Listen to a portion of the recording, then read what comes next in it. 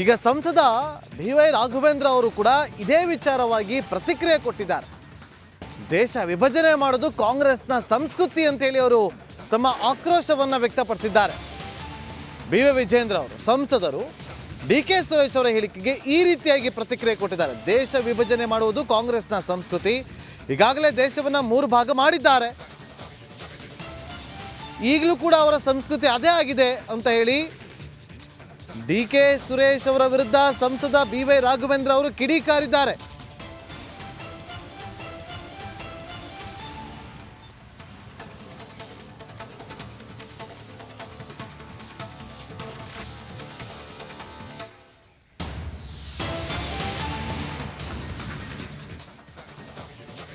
ಒಂದೇನು ಅಂದರೆ ನಮ್ಮ ಕಾಂಗ್ರೆಸ್ಸಿನ ಒಂದು ಮೊದಲಿಂದನೂ ಕೂಡ ಇವತ್ತು ದೇಶ 3 ಭಾಗವಾಗಿ ವಿಂಗಡಣೆ ಮಾಡಾಯಿತು.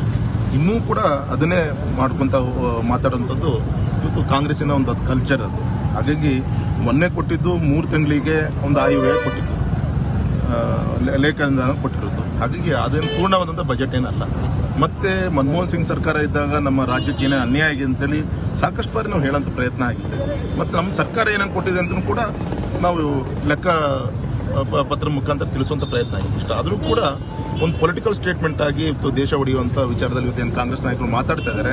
ಅವ್ರ ಪಕ್ಷದ ಗೌರವಂತ ಮಲ್ಲಿಕಾರ್ಜುನ ಖರ್ಗೆ ಅವರು ನಿನ್ನೆ ಪಾರ್ಲಿಮೆಂಟಲ್ಲಿ ವಿರೋಧ ಮಾಡಿದ್ದಾರೆ.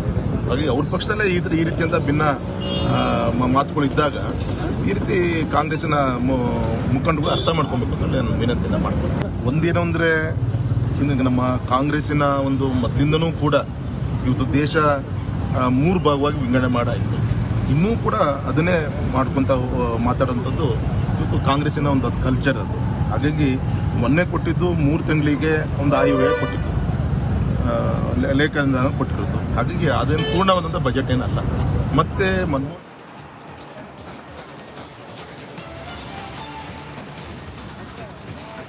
ನೋಡಿ, ಕಾಂಗ್ರೆಸ್ ಇಲ್ಲಿ ಕೇಂದ್ರ ಬಿಜೆಪಿ ಸರ್ಕಾರದ ವಿರುದ್ಧ ತಮ್ಮ ಆಕ್ರೋಶವನ್ನ ಹೊರಹಾಕೋದ್ರ ಜೊತೆಗೆ ಪ್ರೊಟೆಸ್ಟ್ ಮಾಡೋದಕ್ಕೆ ಮುಂದಾಯ್ತಲ್ಲ, ಈ ಪ್ರೊಟೆಸ್ಟ್ಗೆ ಕೌಂಟರ್ ಅನ್ನುವಂತೆ ಬಿಜೆಪಿ ಕೂಡ ಪ್ರೊಟೆಸ್ಟ್ ಮಾಡೋದಕ್ಕೆ ಮುಂದಾಯಿತು.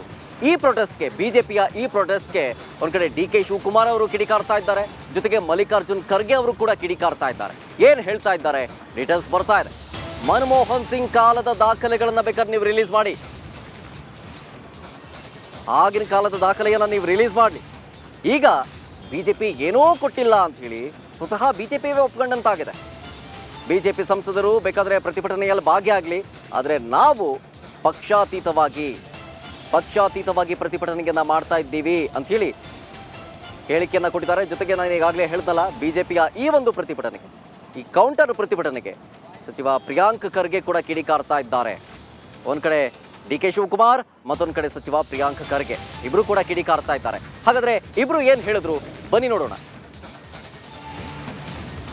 ಈ ದೇಶಕ್ಕೆ ವಿದ್ಯಾವಂತಿದ್ದವರು ನಡೀತದೆ, ಬುದ್ಧಿವಂತಿದ್ದವರು, ಪ್ರಜ್ಞಾವಂತಿಕೆ ಇರಬೇಕು.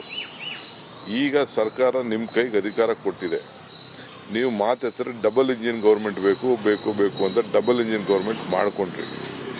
ಡಬಲ್ ಇಂಜಿನ್ ಗೌರ್ಮೆಂಟ್ ಮಾಡ್ಕೊಂಡಾಗ ಡಬಲ್ ಇಂಜಿನ್ ಗೌರ್ಮೆಂಟ್ ಏನು ತರ್ತು ಅದು ಭಾಳ ಮುಖ್ಯ ಅಲ್ಲ ರೀ. 27 ಜನ MP ಇತ್ಕೊಂಡು ಬರಗಾಲದ ಒಂದು ಮೀಟಿಂಗ್ ಮಾಡಿಸ್ಲಿಲ್ವಲ್ರಿ? ಬರಗಾಲದ ಒಂದು ಮೀಟಿಂಗ್ ಮಾಡಿಬಿಟ್ಟು ಹಣ ಬಿಡುಗಡೆ ಮಾಡಿಸಿಲ್ಲ. ಬರಗಾಲಕ್ಕೆ ಏನು ಕೊಡಲಿಲ್ಲ. ಫಸ್ಟ್ ಟೈಮ್ ಸಿದ್ದರಾಮಯ್ಯನವ್ರ ಸರ್ಕಾರದಲ್ಲಿ ಪ್ರತಿ ರೈತರಿಗೂ ಅವ್ರ ಅಕೌಂಟ್ಗೆ ಬೇರೆದು ಬಿಡಿ, ಕುಡಿಯೋ ನೀರಿಗೆ ಏನೇನು ಬೇಕೋ ನಾವು ಮಾಡಿದ್ದೀವಿ, ಅವ್ರ ಅಕೌಂಟ್ಗೆ 2,000 ರೂಪಾಯಿ ದುಡ್ಡು ಹಾಕಿದ್ವಿ ರೈತನಿಗೆ ಪರಿಹಾರ ಕೊಡಬೇಕು ಅಂತಂದ್ಬಿಟ್ಟು. ಸೊ ಹಂಗೆ ಅವ್ರು ಏನು ಬೇಕಾದ್ರು ಈಗ ನಾವು ಅವ್ರಿಗೆ ತಡ್ಕೊಳಕ್ಕೆ ಆಗ್ತಾಯಿಲ್ಲ. ಈಗ ನಾವು ಹೊರಟು ಅಂದ್ಬಿಟ್ಟು ಕೇರಳ ಅವ್ರು ಹೊರಟರು, ಈ ಥರ ಎಲ್ಲ ಆಗ್ತಾಯಿದೆ. ಸೊ ಅದರಿಂದ ಸರ್ಕಾರಕ್ಕೆ, ಕರ್ನಾಟಕಕ್ಕೆ ಅನ್ಯಾಯ ಆಗಿದೆ, ಅದರಲ್ಲೇನು ಅನುಮಾನ. ಈಗ ಅವ್ರು ಒಪ್ಪಿಟ್ಟಂಗೆ ಆಯ್ತು ತಾನೆ. ಈಗ ನಮ್ಮ ಕಾಲದ್ದು, ಈಗ ಕಾಂಗ್ರೆಸ್ಸು ಕಾಲದ್ದು ತೆಗಿತೀವಿ ಅಂತಂದ್ರೆ ನೀವು ಅನ್ಯಾಯ ಮಾಡಿದ್ರು. ಪ್ರತಿಭಟನೆ ಮಾಡಿದ್ರೆ ನಮ್ಮ ಜೊತೆನೆ ಮಾಡ್ಬೋದಲ್ಲ ಕೇಂದ್ರ ಸರ್ಕಾರದ ವಿರುದ್ಧ. ಇಲ್ಲಿ ಕರ್ನಾಟಕಕ್ಕೆ ಅನ್ಯಾಯ ಆಗ್ತಾ ಇದೆ ಅಂತ ಮಾಡ್ತಾ ಇರೋದಲ್ವ, ನಾವು ಕನ್ನಡಿಗರಿಗೆ ಅನ್ಯಾಯ ಆಗ್ತಾ ಇರೋದಂತ ಮಾಡ್ತಾ ಇರೋದಲ್ವ ಅವ್ರೇನಕ್ಕೆ ಪ್ರತಿಭಟನೆ ಮಾಡ್ತಾ ಇದ್ದಾರೆ? ಈಗ ನಮಗೆ 44,000 ಕೋಟಿ ಬಂದಿದ್ದು ನಿಜಾನಾ? ನಿಜ ಇದೆ. ಉತ್ತರ ಪ್ರದೇಶಿಗೆ 2,18,000 ಕೋಟಿ ಹೋಗಿದ್ದು ನಿಜಾನಾ? ನಿಜ ಇದೆ. ಮಧ್ಯಪ್ರದೇಶಿಗೆ 2 ಲಕ್ಷ ಕೋಟಿ ಹೋಗಿದ್ದು ನಿಜಾನಾ? ನಿಜ ಇದೆ. ಬಿಹಾರಿಗೆ 2 ಲಕ್ಷ ಕೋಟಿ ಹೋಗಿದ್ದು ನಿಜಾನಾ? ನಿಜ ಇದೆ. ಮತ್ತು ಏನಕ್ಕೆ ಪ್ರತಿಭಟನೆ? 18,000 ಕೋಟಿ ರೂಪಾಯಿ ನಾವು ಕೇಳಿರೋದು ಅಷ್ಟೇ, ಅದು ಕೊಡ್ತಾ ಇಲ್ಲ ಅಂತ ಪ್ರತಿಭಟನೆ ಮಾಡ್ತಾ ಇರೋದು.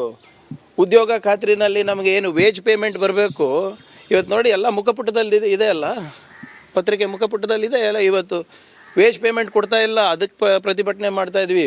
ಬರಗಾಲ ಇದೆ, 4-5 ಸರಿ ನಾವು ಹೋಗಿ ಅಲ್ಲಿ ಬಾಗಿಲು ಕಾಕೊಂಡು ಬಂದಿದ್ದೀವಿ ಮಂತ್ರಿಗಳದು.